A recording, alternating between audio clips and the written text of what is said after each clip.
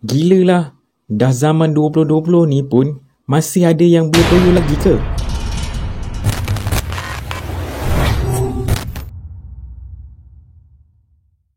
Hai, Assalamualaikum. Terima kasih kerana klik video ini bersama dengan aku, Ari. Video kali ini aku nak cerita mengenai kisah toyol atau juga dikenali sebagai tuyul yang sangat popular di kalangan masyarakat kita dari sekian lama. Dan jika korang suka dengan konten ini, jangan lupa untuk subscribe, like dan komen di bawah. Check it out. Tahukah korang, toyol adalah sejenis makhluk halus dalam kepercayaan orang Melayu dan rantau Nusantara, sehingga kisah toyol ini difilemkan. Kemungkinannya toyol adalah daripada golongan jin yang dipelihara bagi tujuan mencuri. Toyol ini dikatakan berbentuk sangat kecil dan turut mempunyai perangai seperti budak kecil. Pemeliharaan makhluk halus ini juga dikenali sebagai saka. Kata orang juga, toyol adalah hasil pemujaan kepada mayat anak sulung dari ibu sulung yang mati pada hari Selasa.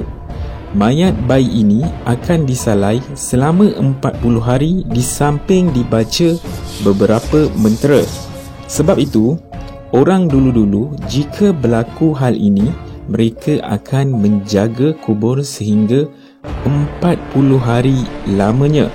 Ini kerana mereka percaya selepas 40 hari mayat tersebut tidak boleh lagi digunakan untuk menghadirkan toyol. Manakala ada juga yang mengatakan toyol adalah anak jin yang diperolehi sama ada menculiknya atau membuat perjanjian dengan ketua jin untuk mendapatkan toyol. Dan antara syaratnya ialah memberi makan darah tuannya dari ibu jari kaki kiri atau jari manis di tangan kanan. Kelebihan toyol mampu menyelinap dalam mana-mana bilik yang berkunci dan mampu mencari wang tunai yang disorokkan di mana saja. Kononnya termasuk yang disorokkan di celah kitab suci. Sekiranya toyol tidak dijaga dengan baik, toyol akan membinasakan ahli keluarga terdekat pemilik toyol tersebut. Toyol yang tidak lagi diperlukan perlulah mendapat tuan pengganti atau menghantar toyol itu balik ke tempat ia dibeli, atau ianya perlu dibuang atau dibinasakan, dihanyut dengan diacak ke dalam sungai. Terdapat petua yang mengatakan jika nak menghindari toyol dari datang ke rumah, hendaklah meletakkan permainan budak kecil yang diletakkan hampir dengan wang yang disimpan. Ini kerana toyol akan asyik bermain sehingga terlupa mengambil wang. Selain itu, kacang hijau yang diletakkan ke dalam kantung juga dikatakan boleh melalaikan toyol. Manakala ikan puyuh yang dipelihara di dalam akuarium mampu juga melalaikan toyol, dan toyol tidak akan berhasrat mengambil wang dari mangsanya. Toyol juga tidak akan mencuri keseluruhan jumlah wang, tetapi sekadar mengambil sebahagian daripada wang yang tersimpan. Mungkin kerana kata orang-orang tua yang mengatakan bahawa budak-budak jangan pegang duit banyak-banyak. Pemilik toyol juga perlu mematuhi apa saja permintaan toyol peliharaannya. Sekiranya gagal, toyol tersebut akan bertindak ganas. Antara syarat yang dikenakan ke atas seorang yang ingin memiliki toyol adalah tidak boleh mengamalkan ajaran agama dan juga tidak boleh membuat kebajikan atau kebaikan.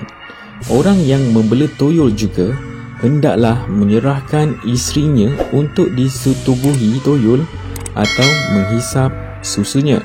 Selain itu, menyediakan sajian untuk makanan toyol dan harus membawa toyol berjalan-jalan mengikut kehendak toyol. Orang yang membela toyol juga hendaklah bersikap cinta dan tamak kepada harta benda Selain itu juga harus bersikap lembut dan santun terhadap toyol, kerana toyol itu seperti kanak-kanak kecil. Rumah orang yang membela toyol juga harus jauh daripada orang ramai dan kegiatan agama, dan rumah tersebut hendaklah harus redup dan mempunyai ruang atau bilik khusus yang berbau kemian sebagai tempat tinggal toyol. Kesimpulannya, orang yang membela toyol sebenarnya melakukan dua dosa besar kepada Allah Subhanahu Wa Taala.